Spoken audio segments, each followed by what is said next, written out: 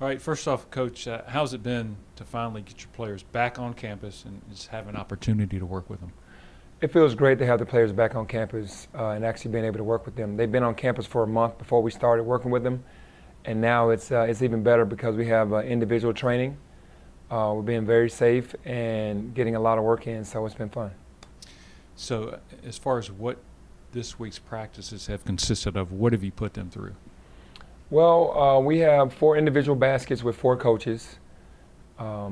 Cody's basket is something different from mine, and mine has been more fundamentals on passing, relocating once you pass the ball, getting good angles on passing the ball to the post, shot fakes, pick and rolls, setting screens for your teammates, just imaginary screens, obviously, and getting different shots, different variations of shots.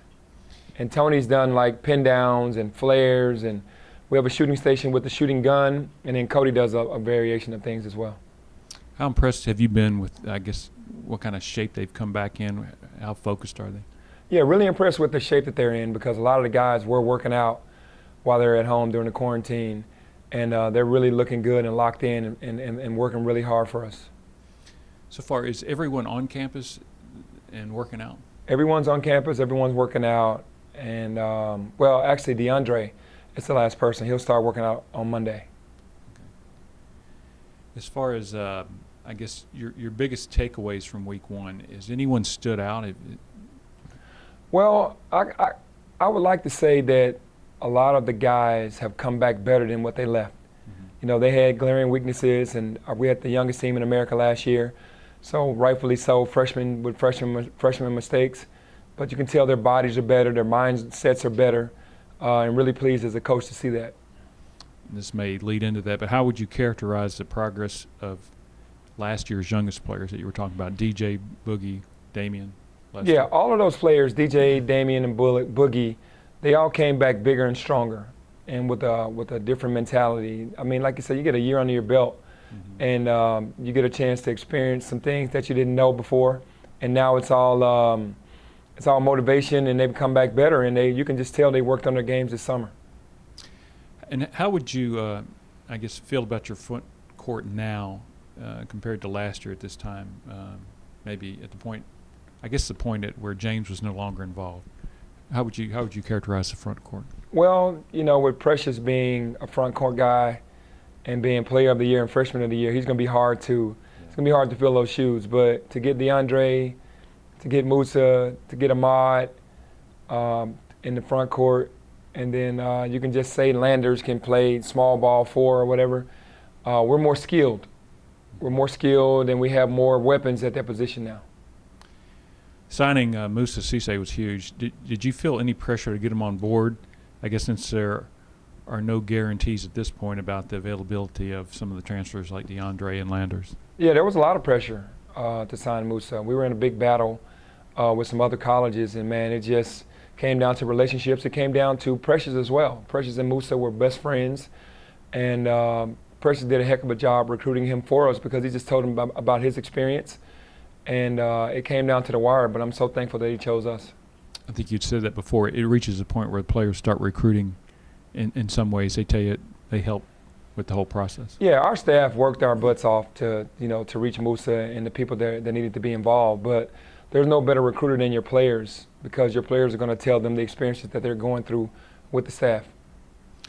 Regarding the status of DeAndre and Landers, have their transfer waiver applications been submitted at this point? Yeah, both DeAndre and Landers' applications have been submitted. Their waiver applications have been submitted, and we're just waiting on the word. I know it's hard to guess, but do you have a gut about their chances? My gut is that they're both going to be eligible. You know, that is my gut. I just think that they both have great waivers that we put in, and that the NCAA can approve both of them. If you can give me a quick breakdown of what the newcomers may bring to the table, I guess starting with Ahmad. Yeah, Ahmad ran as an energy player, super athlete, high flyer, shot blocker, rebounder, just really more defensive than offensively, but he understands his role. Really, really nice player. You have Landers Nolly Jr., probably the best shooter on the team. You know, he shot it really well in the ACC. Known for his shooting, and when watching him in practice, he has a pure stroke, big body, can play multiple positions, and is going to be a matchup problem. DeAndre Williams, the same thing, matchup problem at 6'9", 6'10", highly skilled, great passer, understands the game really well, great teammate, is skilled on both ends of the floor, understands the game enough defensively to make things happen for himself and teammates, and offensively he can't be guarded by another big. And just going back to Musa, talk about him. What he Yeah, brings. Musa to me is the best defender in the country. He's a guy that's going to protect the rim, rebound the ball really well, and then offensively he's getting out and running. So he's definitely a huge asset for us. Does his addition, Musa's, does it affect some of the other front court players in their roles? I mean, I'm not sure actually, because those guys still have an opportunity. Those front court players, I don't think maybe a little bit because he's so dominant, but it doesn't stop other guys from going out there and playing to the best of their ability and getting playing time as well. It's going to be more competition, and that's healthy. if you had to say the next step as far as the return to campus goes, do you know? What's going to? I don't even know what the next steps need to be. We're all just trying to stay healthy to return to campus. We all just need to stay healthy, stay smart, understand that there are a lot of things at stake, for this year, and hopefully we'll start on time. If not, at least hopefully we'll get something in January. We just want some season this year. But don't you at this point have to prepare as if things are going to happen on time? Yeah, I think with them allowing us to be with our players is a good sign. Yeah. Because they didn't push that back. They're allowing that to happen to see how it goes, and we haven't heard any horror stories about anything about COVID or anything with other teams, nor our team. So I think with the progression of what's going on, it's a good sign that it's going to be something positive happening out of that. For you, from your seat, how challenging is it to kind of be in this environment as you got your team back and trying to get the team prepared? Yeah, it's very challenging for us as coaches because you can't really be face-to-face, have to always wear a mask. Mm-hmm. Things are very limited, the time that you have with the guys, and it's not much communication. It's work, and then you're out of there. So would love to have more face-to-face conversations with the boys and hanging out, but right now it's just protocol and scheduling on how we have everything going. Putting yourself back into a player's shoes, it's got to be challenging from that standpoint as well, does it not? From a player's point of view, man, this is all weird. You're young, you don't understand what's going on. You're like, we have to, be one person at a basket. You have to work with one coach at a time. You have to always wear a mask. You have to always use hand sanitizer.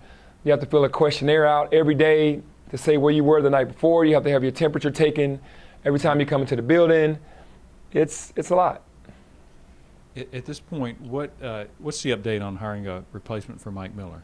At this point, I'm just really taking my time. Got some really great candidates. Everyone should know that. Mm-hmm. And the guy that I'm going to hire is going to be the best available guy. He's going to be the best pick. I'm just taking my time on it and not rushing it. So there's no timetable? There really isn't a timetable on that.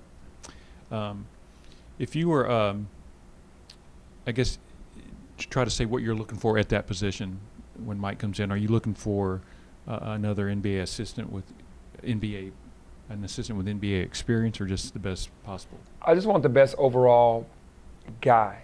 I think that I need a well-rounded guy that can recruit, that can develop, that can teach. It's we have a lot of great candidates that have all of those qualities. So I'm just looking for the best guy. If that's an NBA guy, again, that's fine. If it's a college guy, then that's fine as well. And there was a lot of interest in the position when it became open? Yeah, probably about 25 guys, mm-hmm. which says a lot about our city, our team, our school. As far as updates regarding the schedule, are you hearing anything in terms of even the battle for Atlantis? I know that's kind of pretty far I think the Bahamas just closed their borders, so we don't know if it's canceling the Battle of Atlantis or if they're just closing them to get prepared mm-hmm. for the Battle of Atlantis. But that's the only thing that I've heard. They have not canceled the tournament yet, so but the borders are closing.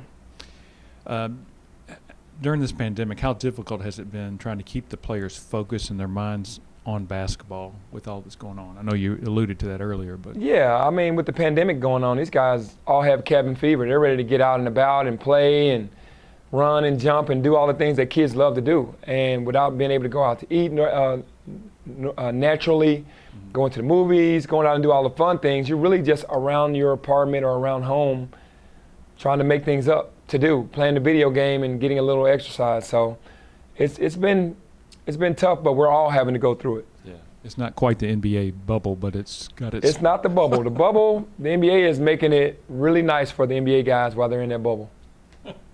And finally, how often do you speak with Precious, and what kind of NBA player can he ultimately become? I probably speak to Precious once every 2 weeks now. It was a kind of everyday thing.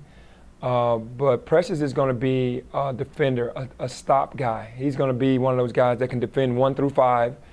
And he's going to be called upon the task to take on the other team's best players. And he's going to be one of the most super athletes on that level. Even though it's a very athletic league, he's going to be an unbelievable athlete. He's going to be a defender athlete until he develops the offensive side of his game to where he wants to, and he's going to blossom into who he really is going to be later on. His ceiling is very high. Thank you, Coach.